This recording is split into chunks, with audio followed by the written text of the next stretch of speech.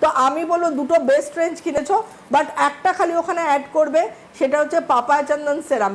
ওটা যে কি মধু ওই সেরামটা, মানে যতক্ষণ না ইউজ করবে, আমি নিজে অ্যাজ এ ব্র্যান্ড ওনার বলছি, আমার যত সেরাম আছে তার মধ্যে একদম আমি যদি ওকে স্থান দিয়ে একদম মুকুটের জায়গায় দেবো। পাপায়া চন্দন সেরামের সাথে গোল্ড সেরাম মিক্স করে লাগাবে। পাপায়া চন্দন মানে গোল্ড, ধরো একদিন গোল্ড করবে, একদিন গ্লো সিক্রেট।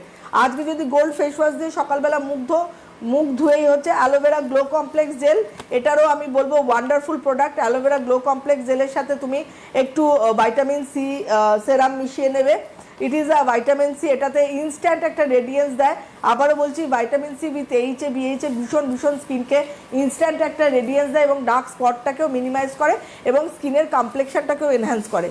তারপরে তুমি স্নান করছো, বডি অয়েল, আবারও বলছি body oil body oil body oil. কেন আমি এত বারবার বডি অয়েলের উপর স্ট্রেস দিই? একটাই কারণ, প্যারাফিনযুক্ত বডি অয়েল যদি আমরা দীর্ঘদিন ইউজ করি, আমাদের স্কিন ড্রাই ড্রাই ড্রাই হয়ে যাবে।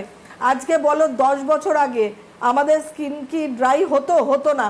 কেন? আমরা কিন্তু নানান ধরনের এই ধরনের লাইট হেয়ার অয়েল যার মধ্যে প্যারাফিন থাকে, তার জন্য আজকের ডেটে মানুষের চুলও বেশি পেকে যায়, চুলে নানান রকম সমস্যা চলে আসে, স্কিনের ক্ষেত্রেও তাই। তো সুতরাং বডি অয়েলটাকে একদম সবসময় স্কিন কেয়ারের ক্ষেত্রে একদম টপে রাখবে।